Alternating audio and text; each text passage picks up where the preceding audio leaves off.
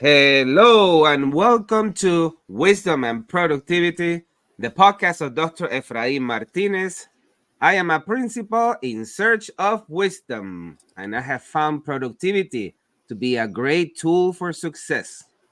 Today, I have the great and distinguished honor of having with me Matthew Ebert, who is a human centered leader with 20 plus years of experience in education, primarily focused on school leadership in urban settings.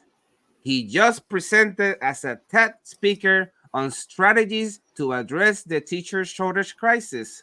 See the link below. Matthew Ebert, who are you? Hi, thank you so much for having me, Dr. Martinez. I appreciate it.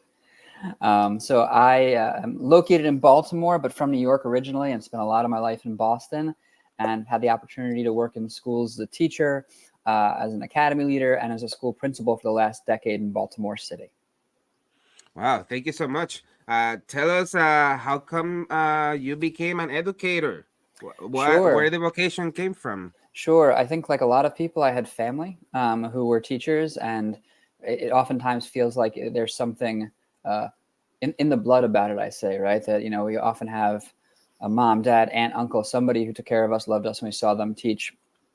And so when I was finishing college so many years ago, I was determined to figure out how I was going to make my impact in the world. And for me, that made sense to go into education. Yes, because I liked working with youth, but moreover because it felt like I was it was a way of taking care of people, right? It was my responsibility. I was very fortunate growing up, and my responsibility was to make sure other kids and other adults had that access to people who cared about them. And that's why I went into it. And I got my first job, and I'm going to be honest here, y'all. They needed a warm body, and they hired me. I went to a school that I would stay at for 10 years, and I loved it. But when I walked in, whew, they were like, "Oh, you're hired." I was like, "Oh, okay, that's sure."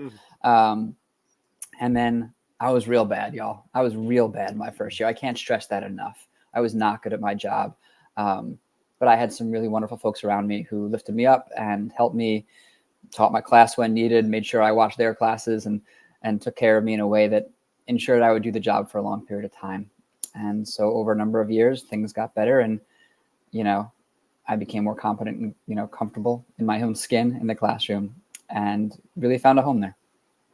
Beautiful. Thank you for sharing your vulnerability because I seldom don't find people who like me who I say, hey, I sucked my first 3 years as an Mm-hmm. educator Mm-hmm. terribly, right? Mm-hmm. Everybody is a golden scholar from the get go, Whew. and no, the truth is that often uh, it's like it's like jumping into the field, Mm-hmm. and you have all this perhaps theoretical knowledge, perhaps your lesson plans are beautifully designed with all the greatest, but you cannot connect with students, or you wonder why a student is not engaging, and you blame them, but you blame everyone except yourself.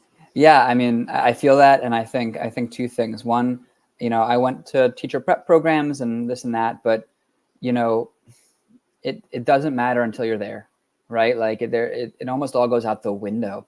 Um, was the Mike? There's a Mike Tyson quote, right? Some version of everyone's got a plan until they get punched in the face, right? That's what feel like going to school was, right? Like I've been to school, my mom taught, I've been to grad school. Oh, what is this? Like what's happening? Yeah. So, but again, right? Like when you're fortunate to have folks who lift you up and say like, yes, you are bad, and we can make you better, that's the best, and that's what changes it, right? Beautiful. Yeah. So I know you have touched on it, but can you walk us through that professional trajectory? You became first a teacher, and Yeah. like tell us about that trajectory. Yeah. So the school I started at in Boston was a larger school that had four small learning communities in it, and I was in one of the communities in the academy for 6 or 7 years, teaching humanities before I went through a principal program that several staff had gone through and folks had recommended that I do.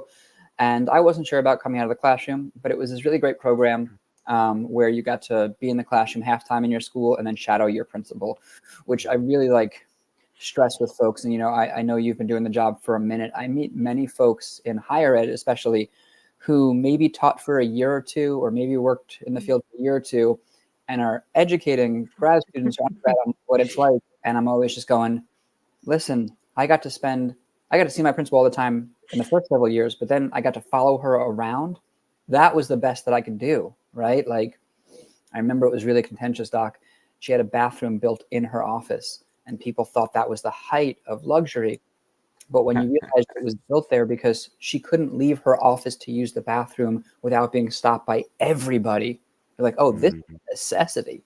Um, so I taught there, did the program, learned a lot.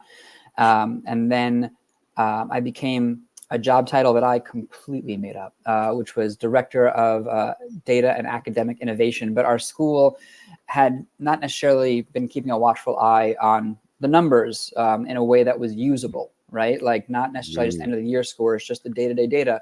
We were a newish school, lots of young staff, a lot of great feelings, a lot of enthusiasm, but not necessarily saying, hey, is this moving the needle? Are folks getting what they need? So I did that, and then got to run our school's one-on-one computer program. And then the new principal came in and asked me to take over one of the academies. Mm. And so I did. It was a very different place. And I got my first taste of like leadership in that setting, like 27 or 28, which I feel now is way too young. Yeah, Wow. it's way too young. I Mm. look back at like 41, I'm going, no business, no business. Um, but made some changes right away because things were different, right? And we needed some help, and experienced what even 1 year of strong team can do, right? And so I had come in, and I don't know your experience. I'd love to hear it, because good teaching has almost nothing to do with good leadership, and I know that can be controversial for some folks. It gives me street cred. I know what it's like. It's helpful to me to know what it's like.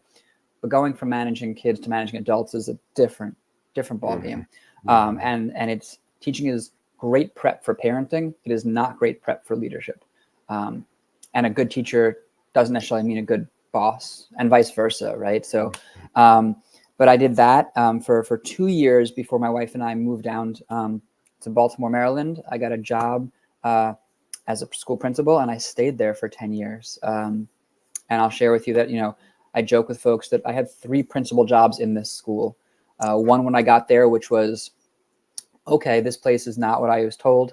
This place is very messy and needs some foundational order, right? Like, needs some systems and structures and to write down some things. And then once getting that settled, right, getting into this mode of like, okay, now how do we do the work of great instruction, right? Like, how do we get better at this for everyone else? And then finally, the last several years were like, what can we take away? How free and open can we make this place? How far can we push the boundaries of a public school in terms of what we will do and won't do? How much freedom and autonomy can we give to our kids and adults? And how can we make it a place where everybody can be seen as a human, starting with the adults and the kids?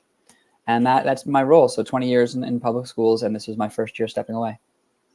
Matthew, thank you so much for sharing that. And it's so important for school principals and APs and anyone who is becoming an assistant, a principal. It's not about the student. Like, I remember when I started, I had this perception that to be the school principal, I had to be the absolute best teacher. I Mm-hmm. have to know more than anyone. I Mm-hmm. have to lesson plan and deliver. And the day it got to me, I was writing on the whiteboard doing a professional development presentation I was doing, and I didn't know how to spell something. Mm-hmm. And all of a sudden, I froze because it's like, everybody's gonna know my English is not perfect. And in that second, I thought, well, maybe if it had one T or two T's, if I write them together, it would look like one or the other. And all of a sudden, I let go and I Yeah. turned around and said, "How do you spell this?" And everybody told me, and I started to realize it's not about like, of course, we love the student, but it's not about being the best teacher for students, Right. but it's about to be the best support for the adults. Right. And it's through loving the adult that you love the student in your school. I mean, that's beautifully said. And also, did anyone teach you that, right? Or is that something? Never, right? I Never, don't know about your never. experience in your programs and even Same. in Hmm. right, but it's this piece of Hmm. we're taught to get compliance, we're taught to get, you know, the special ed paperwork right, so we stay out of trouble, right? Like we're taught mandates, evaluations, and rubrics, and that can get you only so far. But I hear you, and I love that story, right? Like it's when we stop and go, oh, I don't know everything, and let me just tell you all, I don't think I know everything. My job is to make the space for you to thrive, right? And sometimes that Amen. means like pushing and challenging, of course, but none of that can come before relationship. Amen. Thank you so Mm-hmm. much, Matthew. So, Matthew, like in Back to the Future, if you could go Mm-hmm. back in time to any of the positions you have held in the past, what will the Matthew of today tell the Matthew of back then? I was I was a great parent before I had children of my own. And I think I would go back to 23, 24, 25-year-old Matthew and tell them that there's only so much the adult in that child's life can do, right? And to stop blaming anybody, right? I think I was never angry, but I didn't know anything. And that's the answer. I'm not sure I know anything at 41, but I definitely didn't know anything at 23 and 24. And I think the idea of calling families or telling kids, and this is what was modeled for me. So this is what I did, right? Of like, you got to get your family up here. What I learned at 30, or I learned at 26, 27, 28 was that like, that's somebody's baby.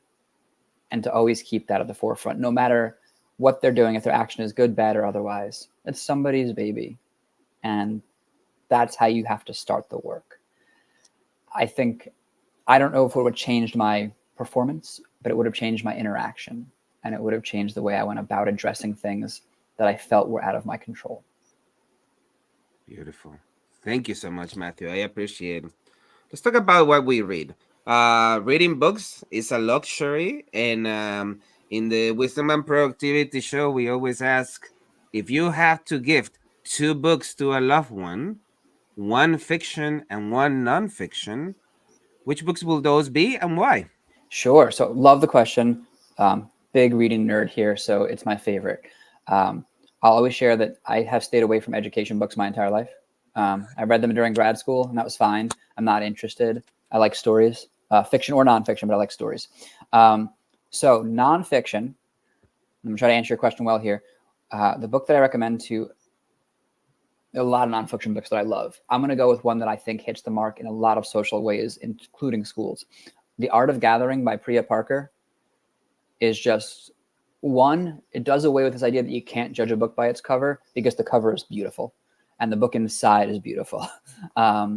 Just about how we gather and gathering intentionally. And I think it speaks to like, yes, it speaks to meetings and it speaks to school and it speaks to work or hospitals or corporations, but it also just speaks to when you're having people in your life in your house. And I think it's, again, nobody teaches you this stuff. And we just repeat what's modeled for us. And sometimes we realize, oh, I want to do things differently. But it's stories and a playbook. So I can't recommend it strong enough. The Art of Gathering. Mm. Now, again, full disclosure, I don't read a lot of fiction. My wife does. She loves it. There is one series that I read every year, and I'm currently reading it with my 7-year-old, which is Harry Potter. Ooh, yeah. Again, I'm going to stay out of whatever the modern fray is about the world, but go with the books themselves. I read Harry Potter as an adult. I didn't read it as a kid.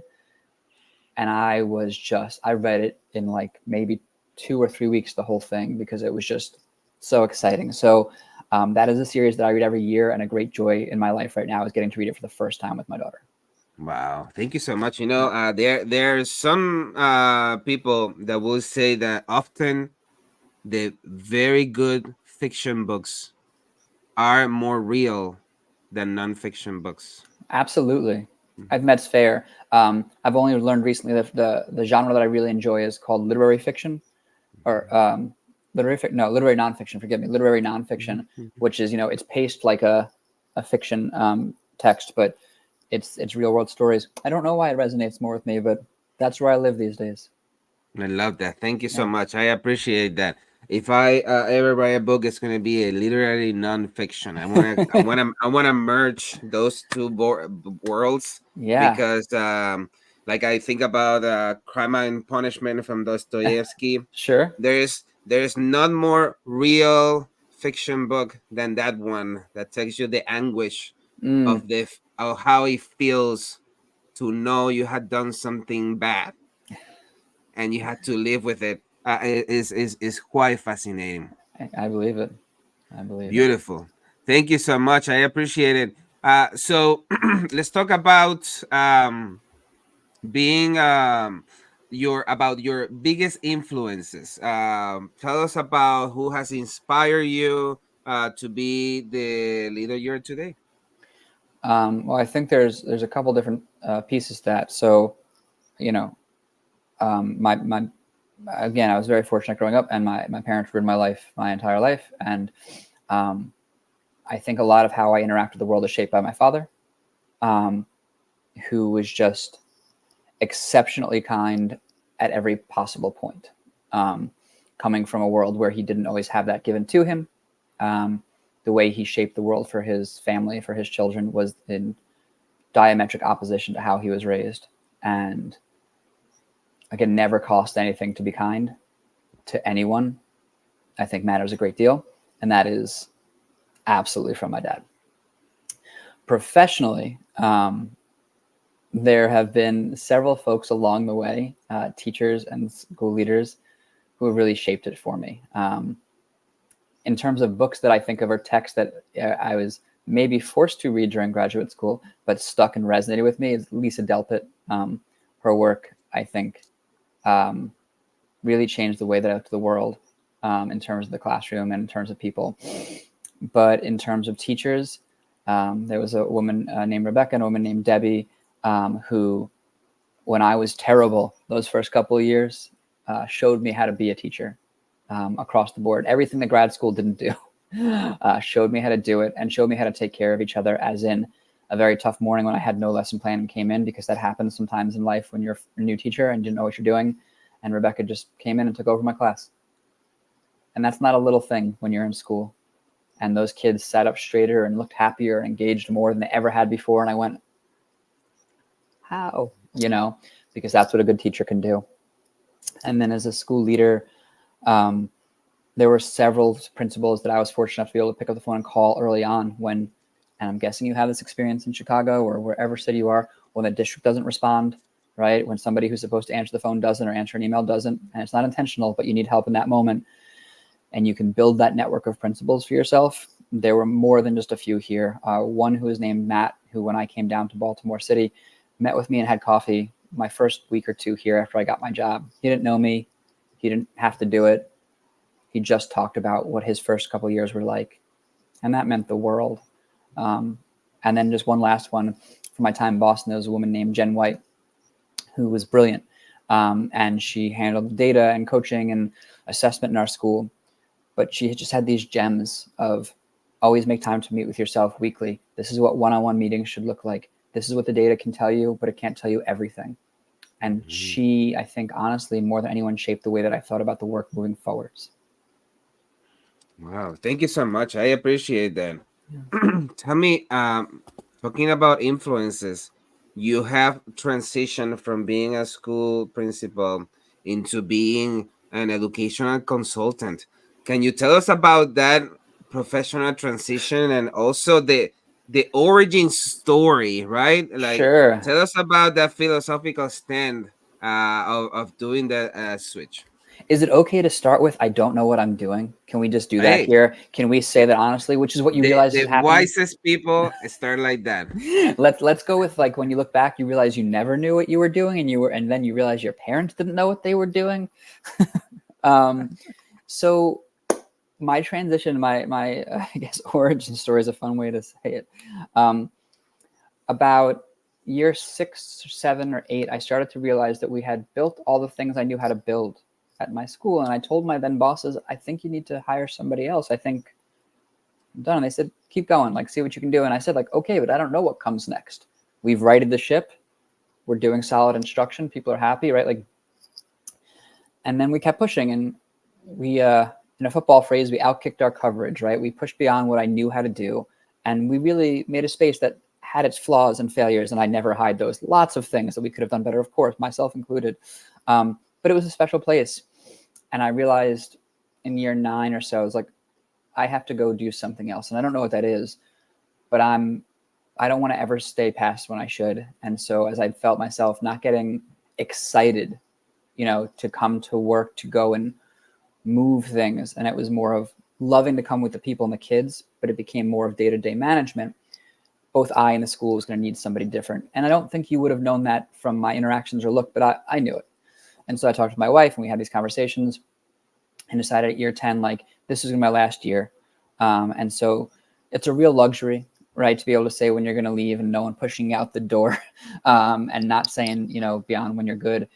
So we told my bosses early on so that we could, make sure the hiring process was transparent and clear, and onboard somebody new and they could go through it. And folks could, grieve is too strong a word for personal, but it's a change. And after you've been in a place for a decade, there is grief, right? There's just, oh, what's going to come next and this and that. So announcing in December made it really, if not easy, honest, transparent, and clear for kids and staff and everyone. And then I took some time off, Doc. Didn't work. My wife and kids and I took a big trip out west. And we saw a country that we don't always get to see from our little bubble. And I came back to some of this work called consulting. I didn't know what this was. I had never worked with a consultant. But some folks had been asking me to do some things, and I said, sure. And then what's really coalesced for me was what I wanted to do was bring the things that we did in our little school, and it was little, and it was charter, and, but we could innovate. We could try things because we were good enough that people would leave us be. And I wondered, can we bring some of this work that we do here to other spaces? And that started with working with principals, and coaching is what we call it, but I think that's a little bit askew from what it is, right? Because it's this walking alongside folks. It's not just the, hey, you're doing great, or have you tried this? It's, there's a crisis in your building. I'm going to draft your letter for you, and then you can edit it. So it's one less thing for you to do. Or it's, struggling with this hard conversation with teacher. I've had those. Let's talk through this. Let's role play this, and then let's check in. It's an extension of the work we did at school. So there's that kind of work. There's been writing involved, right? So getting to publish for EdWeek and Edutopia about lessons, right? Just lessons learned, and never thinking we have all the answers or that we're doing it right. And that you'll find most of this work focuses on the adults. And the rest of the consulting has been working with schools on projects of things that we're strong at and that teachers and principals just don't have time to do. That's the honest answer. The first school that brought us in was like, how do we make our schedule like your school's schedule? And I was like, okay, tell us what you want.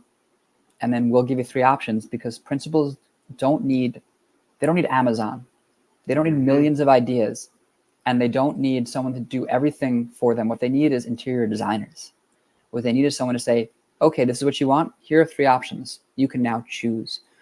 Because I don't know if this is your experience, but a lot of schools, these school leaders, and you're like, okay, now you have to be good at instruction, good at management, good at scheduling, good at the budget. You're like, why? Anybody who runs a company has a CEO, CFO, and COO, and they have people, but instead it's just you and me literally dumping buckets of water out of the building when it floods, because that's leadership. So what we're hoping to do here is to make the job less lonely, to connect folks, and to help them see best practices and a way of doing this sustainably. As somebody who did this for 10 years, I am not the norm, right? And it's not that I'm special, it's that I had a lot of support to make my job less lonely. So that's what we're hoping to do for others. Yeah. What a great summary. Principals don't need Amazon, they need interior designers. Whoa. Fantastic. With that said, let's take a quick pause and praise the Teach Better community. This podcast is a proud member of the Teach Better Podcast Network. Better today, better tomorrow, and the podcast to get you there. Explore more podcasts at www.teachbetterpodcastnetwork.com. Now let's get back to the episode. So I'm sure, Matthew, at some point, I know I did, or I do, you feel like you're not enough. I'm not smart. I don't know. You just said it. I don't know what I'm doing. I just learned yesterday in a conference from a colleague, Angelica Romano, that it's not imposter syndrome, it's imposter phenomenon. How do you deal with that, and what advice do you have? Really good at the advice part, because I think we're all really good at telling others what we need to hear, even if we can't internalize it ourselves. So I'll be honest, taking over the first place that I did, I struggle with why me. I don't have any experience.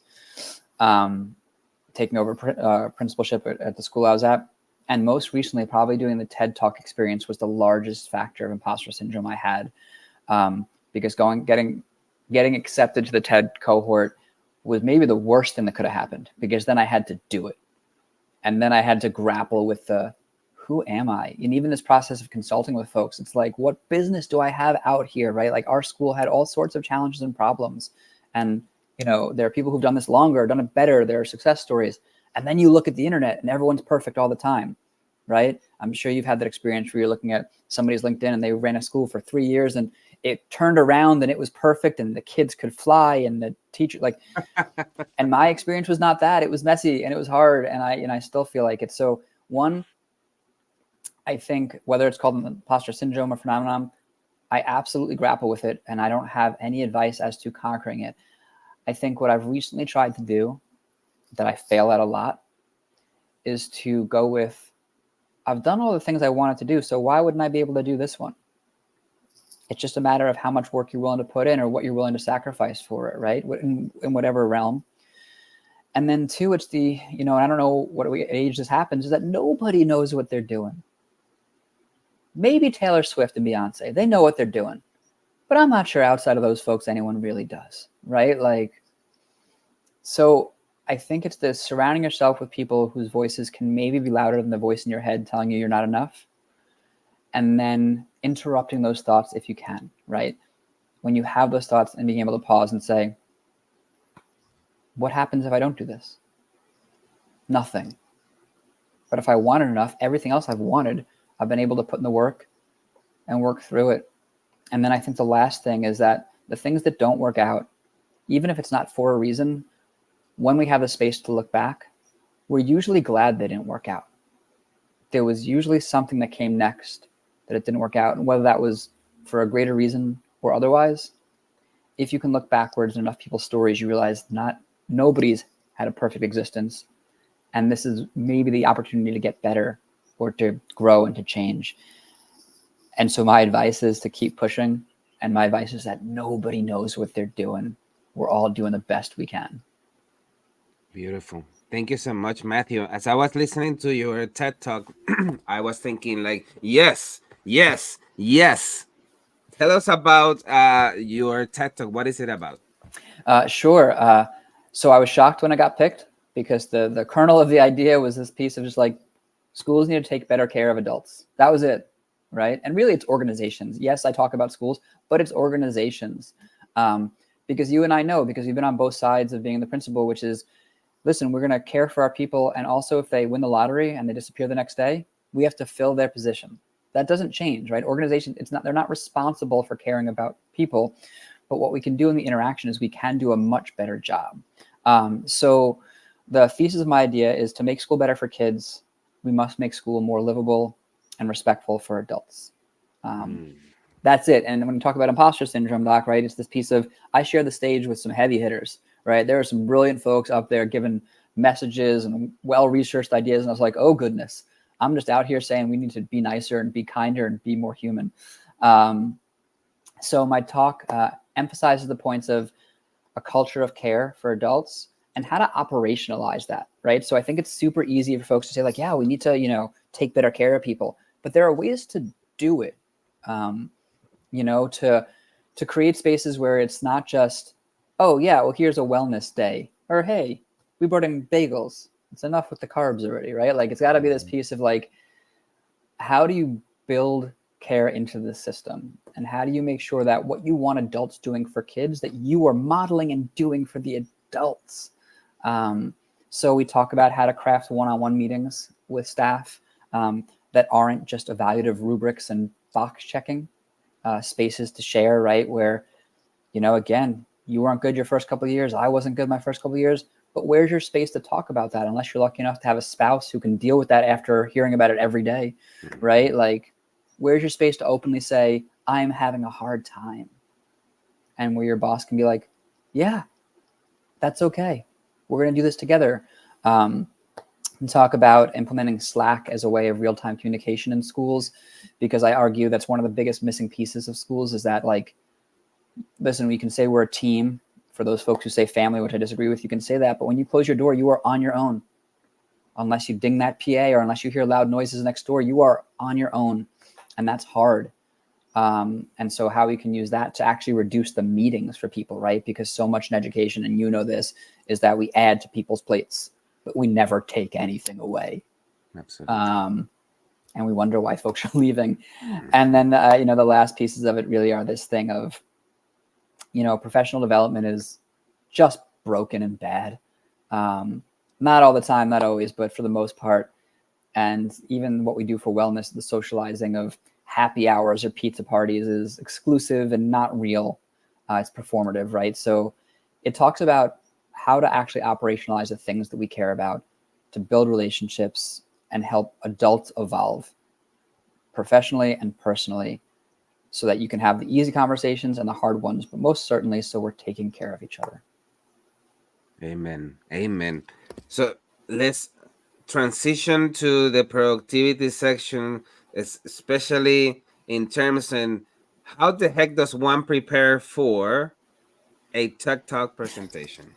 So it's important to be filled with anxiety. It's important to feel like you're not enough. And that's free. That's free. Yeah. And then it's important to feel like, oh my goodness, what did I do? And why did they pick me? And this is a terrible idea. I also recommend having a spouse that will listen to you just blather on endlessly. So how does one prepare for a TED Talk? So what I share with everyone, I think Ted would actually approve of this, is like, they want your ideas, right? Like, it is easier to apply to a TED Talk than it is to get a job, right? There are 8 interview sections for jobs these days. TED is, they make it fairly easy to at least apply, right? It may be rigorous in who they choose, but they want your ideas. And then with TED and TED Ed, right, there's a whole cohort, which you go through with a coach. We had a coach named Bobby, who is just maybe the best person I ever met. Like, you talk about like a coach's coach, right? Like, he had to deal with a cohort of, I don't know, maybe there are 8 or 10 of us, whatever they were, all woefully different. I was actually the highest maintenance, which he attested to my wife afterwards. He's like, yeah, he was it. But right, navigating through content and navigating through style and form. So I think the advice or the prep, the imposter syndrome piece is like working hard to get your voice into the TED box. Is unfair, but TED is a thing, right? It is a thing, but they want your voice. They want your idea, and they want to help you shape it in a way that you haven't done before, because you and I have gotten in front of, we can talk in front of people. That's not hard. But doing it in a way that fits the niche of TED, and feels like a living room conversation, and not preachy and not, like a screed or a rant, was a lot of help from Bobby and a lot of help from other folks going through the process. So the process is well supported.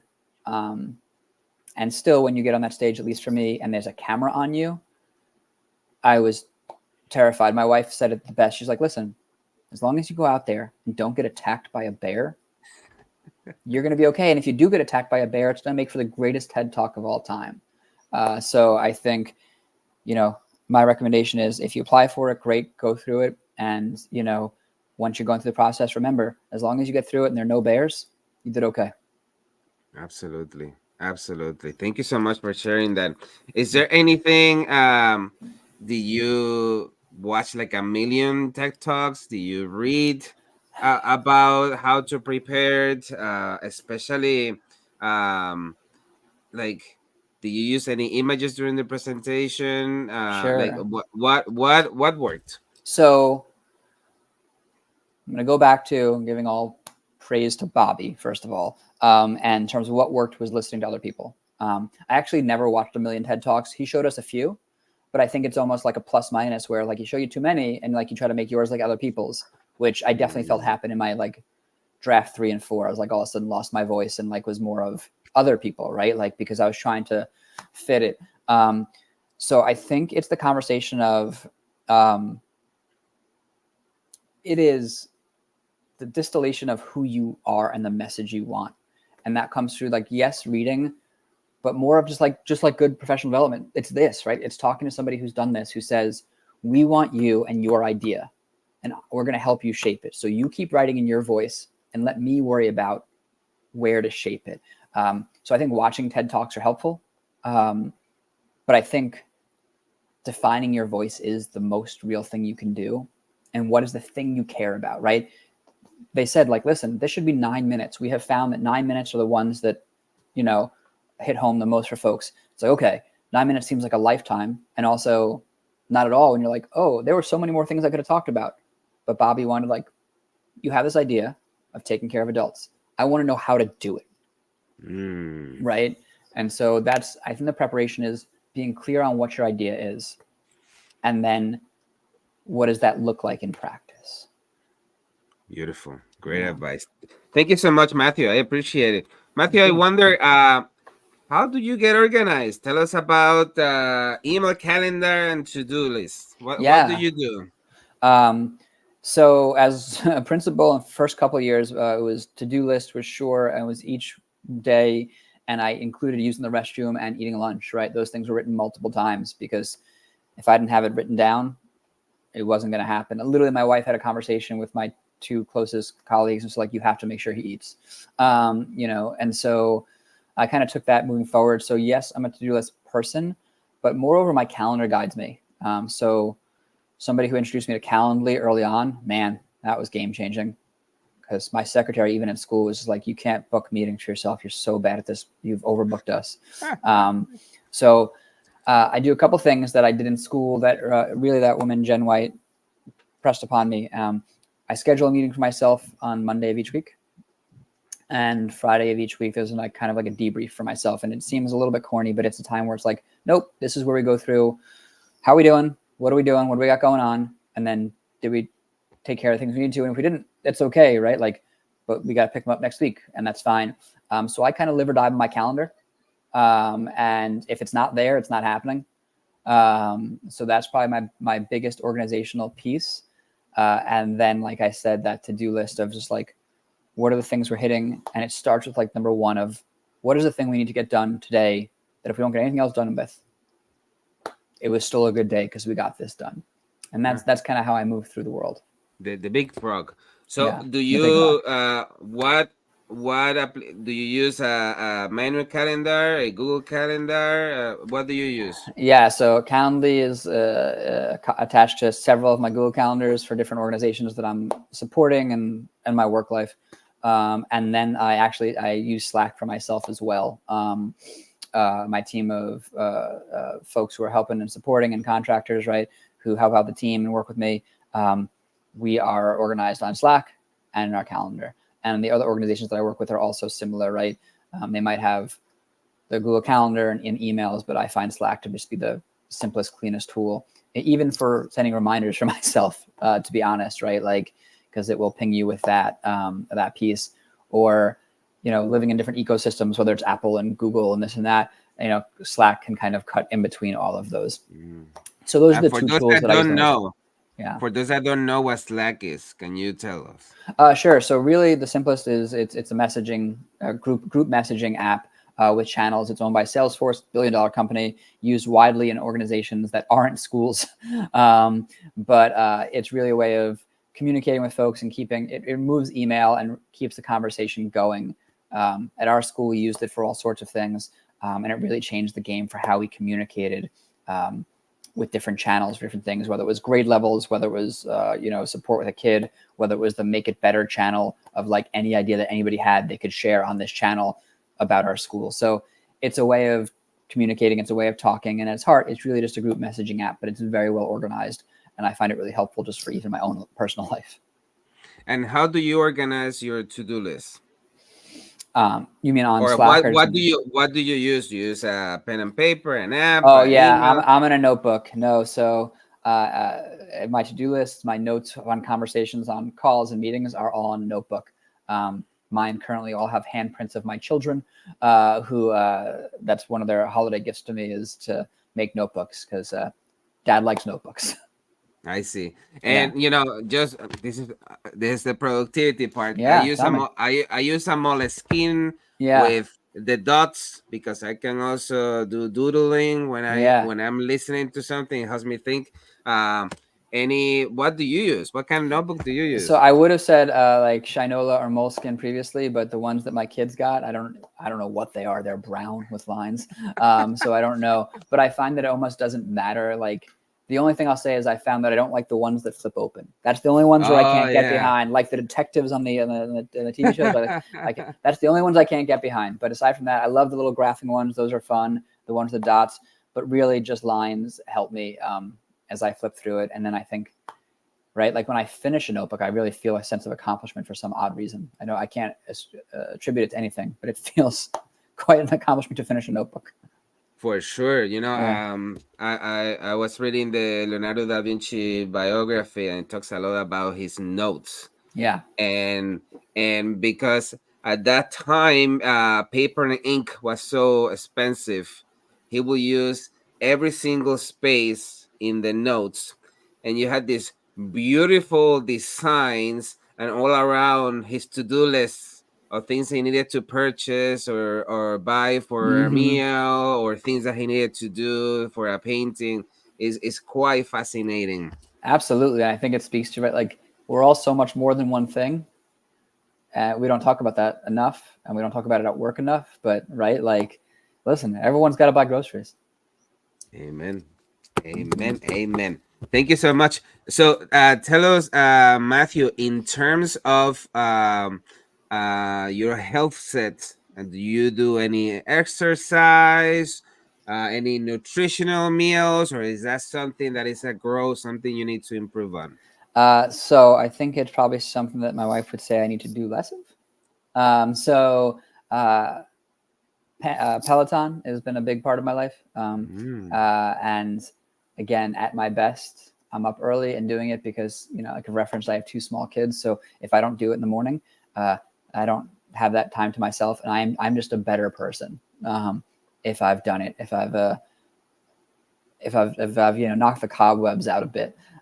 So that for cardio, and then just some general weightlifting. And I am not a specimen of bodybuilding or perfect health in any regard. But again, I think fitness matters, and I think I'm better when I've moved my body early in the day. I'm better in all aspects of my life. In terms of food, nothing special, but we stay away from processed stuff. We stay away from junk stuff. Doesn't mean it's not delicious. You put a bag of Oreos in front of me, I'm gonna eat that whole bag. So we just don't bring it in the house. But yeah, I think I would share that, like, my eating is probably pretty boring. We'd love to dine out, but my indulgences would be desserts. Like that would be my vice. Beautiful. Thank you Yeah. so much. And I often don't get to talk about this. Tell us about your beard journey. I am new to this Are you itchy? environment. Are you itchy? Like, No, yeah, I have gone through different stages. You yeah, start and you get all itchy, and then yeah. I think I saw every single video in YouTube, and then you realize, oh, oil, butter, balm, and then it feels great.